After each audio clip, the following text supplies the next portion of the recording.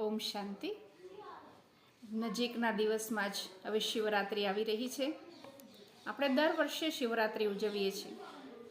પરમપિતા પરમાત્મા શિવ જે સર્વના પ્રિય છે, શિવ અર્થાત જ કલ્યાણ, જે સર્વનું કલ્યાણ કરવાવાળા છે, તો એમની આપણે શિવરાત્રિ બહુ ધૂમધામથી ઉજવીએ છીએ. પરંતુ આપણને ક્યારેય એ પ્રશ્ન થયો કે શિવરાત્રિ જ શું કરવા, શિવ દિવસ કેમ નહીં? આપણે જોઈએ કે ખાસ વિશેષ તહેવારોમાં નવરાત્રિ અને શિવરાત્રિ એ બંને રાત્રિ ઉજવવામાં આવે છે. તો રાત્રિ જ કેમ? એટલે રાત્રિ શબ્દ જે છે એ અંધકારનું પ્રતીક છે. પરમાત્મા આ સૃષ્ટિ પર એવા સમય આવે છે જ્યારે સૃષ્ટિ પર ચારે તરફ અજ્ઞાન અંધકાર છવાયેલો છે. કામ, ક્રોધ, લોભ, મોહ અને અહંકારનું સામ્રાજ્ય એટલું બધું વધી ગયેલું છે કે સત્ય જ્ઞાનનો પ્રકાશ જે ધર્મને માનવાવાળા છે એ પણ બહુ જ ઓછા લોકો જોઈ શકે છે. અને એવા સમયે પરમાત્મા પોતે જે વાયદો કરેલો છે કે યદા યદા હિ ધર્મસ્ય ગ્લાનિર્ભવતિ ભારત, જ્યારે જ્યારે ધર્મની ગ્લાનિ થાય છે ત્યારે ત્યારે હું આવું છું. તો એ વાયદા અનુસાર પરમાત્મા આ સૃષ્ટિ પર આવી ચૂકેલ છે. કેવી રીતે? તો પરમાત્માની જે આપણે પૂજા વિધિ કરીએ છીએ એમાં જ આપણે બધું રહસ્ય જોઈએ છીએ કે વિશેષ શિવરાત્રિ પર આપણે શું કરીએ છીએ. શિવરાત્રિ પર વિશેષ આપણે જોઈએ છીએ કે ઉપવાસ કરવામાં આવે છે. અને ઉપવાસમાં આપણે શું કરીએ છીએ? ઉપવાસમાં અમુક વસ્તુને આપણે બદલી દીધી છે. જેમ કે ઘઉંનો કે બાજરીનો લોટ ખાતા હોય, ઘઉં કે બાજરીનો લોટ ખાતા હોય તો એના બદલે આપણે રાજગરાનો લોટ ખાઈ લીધો. આપણે કદાચ બીજું કોઈ શાક ખાતા હોય તો એના બદલે શક્કરિયા બટાકા, આપણે ચોખા ખાતા હોય તો એના બદલે આપણે મોરૈયો ખાઈ લીધો. અનાજ બદલી કરી દીધો. તો શું ખરેખર અનાજ બદલી કરી દેવાથી પરમાત્માની પ્રાપ્તિ થઈ જાય? અને જો ખરેખર આટલું સહેલું હોય કે ફક્ત અનાજ બદલી કરી દેવાથી પરમાત્મા મળી જતા હોય તો એ તો બહુ સહેલો ઉપાય કહેવાય ને. એટલે પરમાત્માની આ બધી યાદગારમાં જે વિધિ કરીએ છીએ આપણે, બીલીપત્ર ચડાવીએ છીએ, જાગરણ કરીએ છીએ, એ બધામાં જ પરમાત્મા જે કહી રહ્યા છે એનું રહસ્ય સમાયેલું છે. જેમ કે પરમાત્મા કહે છે કે તમે તમારી આત્માને જગાવો. બાકી સ્થૂળ રૂપમાં આપણે જે જાગરણ કરીશું એ તો બની શકે કે અહીંયા રાત્રિ હોય ને બીજે ક્યાંક સૃષ્ટિ પર દિવસ પણ હોઈ શકે. તો એ રાત્રિ, એ સ્થૂળ રાત્રિમાં જાગરણ કરવાનો કોઈ મતલબ નથી. કદાચ તમે કરી પણ લેશો તો કેવી રીતે કરી લેશો? કંઈક બીજા કાર્યમાં, પ્રવૃત્તિમાં મન લગાવશો, પરમાત્મામાં તો મન લાગવાનું નથી. તો પરમાત્મા કહે છે કે ખરેખર પોતાની આત્માને જગાવવી એ છે સાચું સાચું જાગરણ. ઉપવાસ એટલે કયો ઉપવાસ કરવાનો છે? આપણે ક્યારે એવું વિચાર્યું કે અન્ન બદલી કરવી એ જ ખાલી ઉપવાસ છે? આપણી અંદર જે ખરાબ આદતો છે, વ્યસનો છે, વિકારો છે, એને છોડવા પણ એક પ્રકારનો ઉપવાસ છે, પરંતુ એ આપણે નથી કરી શકતા. અને આપણા શાસ્ત્રોમાં જે પ્રમાણે લખેલું છે, ઉપ એટલે નિકટ અને વાસ એટલે નિવાસ કરવો.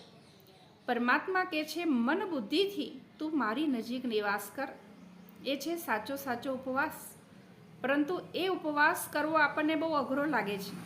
એટલા માટે તો સરળ ઉપવાસ આપણે પસંદ કર્યો કે જે આપણે કરી શકીએ છીએ. પણ વાસ્તવમાં મન બુદ્ધિ પરમાત્મામાં લગાવી એ જ સાચો ઉપવાસ છે. 3 પત્તાવાળું બીલીપત્ર ચડાવવું આપણને બહુ સહેલું લાગ્યું. એટલા માટે આપણે શું કરી દીધું? 3 પત્તા કે 5 પત્તાનું બીલીપત્ર પરમાત્મા પર અર્પણ કરી દીધું, શિવલિંગ પર અર્પણ કરી દીધું, ચડાવી દીધું. પણ વાસ્તવમાં પરમાત્મા કહે છે તન, મન, ધન અથવા મન, વચન, કર્મથી પરમાત્મા પર બલિ ચડવું એ ખરેખર એનો અર્થ છે. પરંતુ એ આપણને અઘરું લાગ્યું એટલે આપણે સરળ રસ્તો અપનાવી લીધો. અથવા તો ઘણા લોકોએ જાનવરોની બલિ ચડાવી દીધી. ભગવાને કહ્યું બલિ ચડો, મારી ઉપર બલિ ચડો, મતલબ સર્વસ્વ બુદ્ધિથી મારી પર અર્પણ કરો. સ્થૂળ રૂપમાં પરમાત્મા બધું અર્પણ કરવાનું નથી કહેતા, પરંતુ બુદ્ધિ એમાંથી જ્યારે નીકળી જાય છે ત્યારે જ પરમાત્મામાં બુદ્ધિ લાગી શકે છે.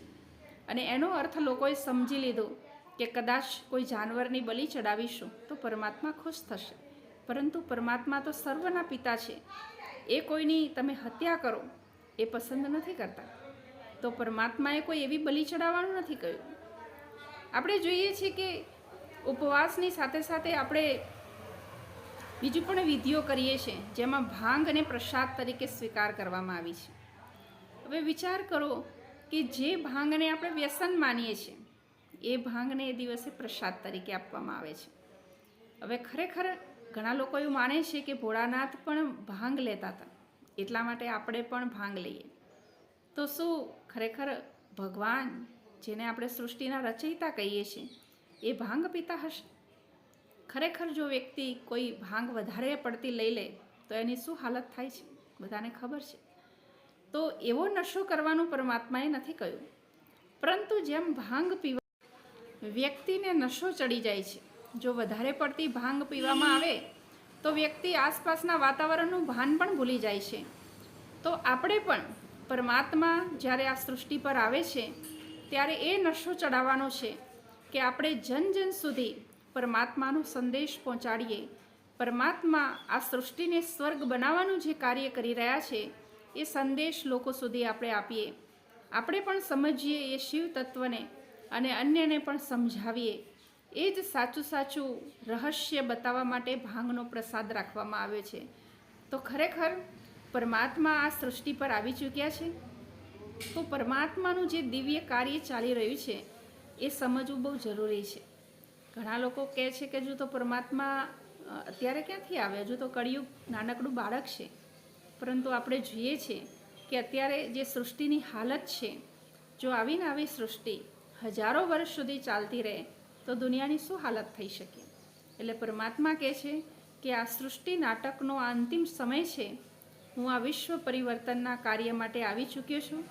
તો આવો તમે બધા પણ એ સૃષ્ટિ પરિવર્તનના કાર્યમાં સહભાગી થાઓ, નવી સૃષ્ટિ રચનામાં પરમાત્માના મદદગાર બનો, અને એ જ પરમાત્મા શિવ સાચા રૂપમાં આપણે ઓળખી અને સાચી શિવરાત્રિ મનાવીએ તો જ આપણે કહીશું કે પરમાત્મા શિવને આપણે જાણીએ છીએ અને સાચા અર્થમાં આપણે શિવરાત્રિ ઉજવીએ છીએ.